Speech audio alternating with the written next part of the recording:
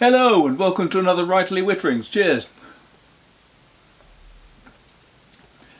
This is the latest on my brief talks on inspirational authors. I have promised to get to Arthur C. Clarke and Asimov, but unfortunately I just haven't had time recently, so instead I've gone with one of my old favourites, Wilbur Smith. There are very few people who enjoy reading good thrillers who won't have heard of Wilbur Smith.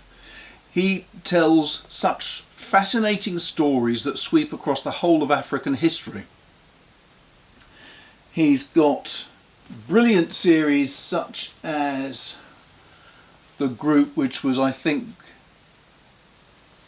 included When the Lion Feeds, then The Sound of Thunder, and A Sparrow Falls, which was following the family of Sean Courtney and various friends of his across the whole of South Africa, really, in the 1800s through to the First World War. Really fabulously imagined, brilliantly told stories. A Falcon Flies, I was not so taken with. Cry Wolf, I certainly was. It's a fantastic book. And that's the trouble with people who write so many books. It's not possible for someone who's written, I don't know how many books he's actually written. And that's the problem, obviously, with someone who's written quite as many books as this. It's very difficult to write a large number of books and have every single one spot on perfect for every reader. It just doesn't happen. But Wilbur Smith has had a fantastic series of successes with Shout at the Devil, a film, Eagle in the Sky, which was a brilliant reimagining of pilots during one of the Israeli wars. I forget which one.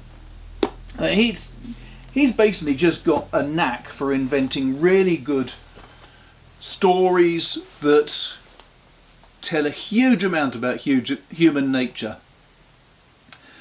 But I'm not going to go through each one of his books in turn. There's no need to. He's written a huge number of books. You can basically pick up pretty much any one of his. I would definitely recommend When the Lion Feeds. That's a superb story.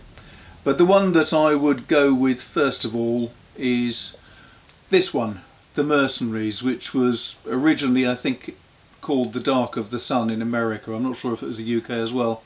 And was turned into a really rather good 1960s film with Rod Taylor.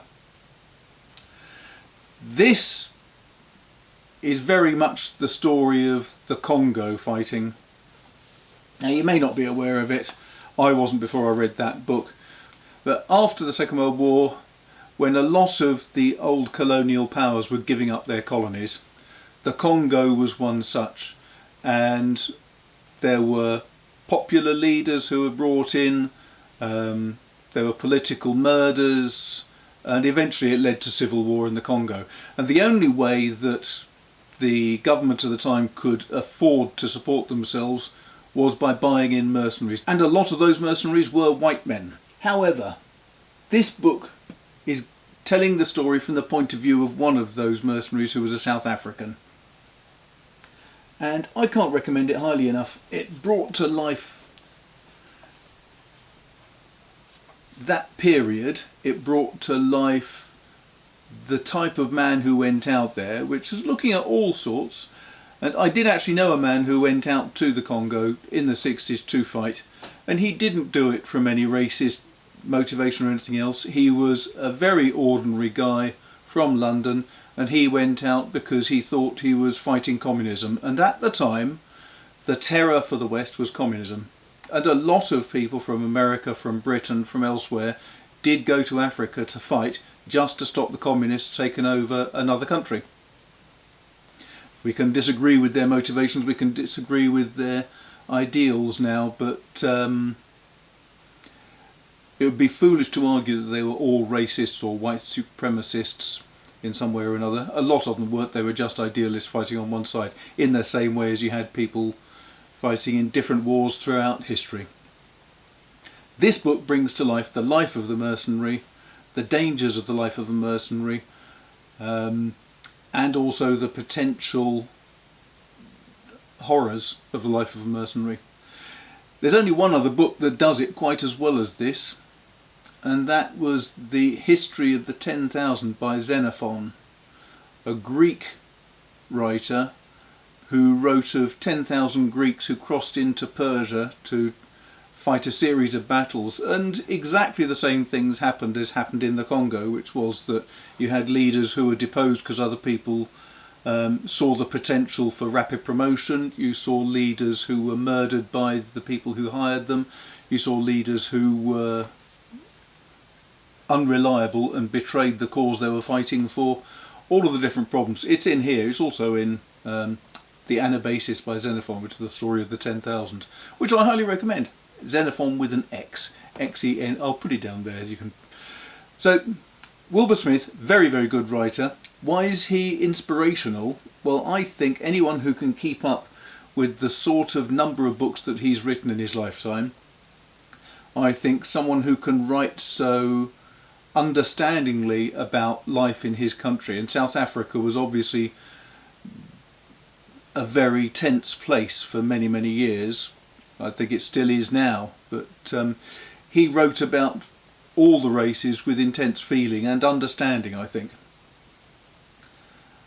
He also was very competent at writing at different genres, so I haven't got it here, but there was a book that he wrote called, I think, The Sun King or The Sun God, I'll put the title in the bottom, which was a really wonderful reimagining of...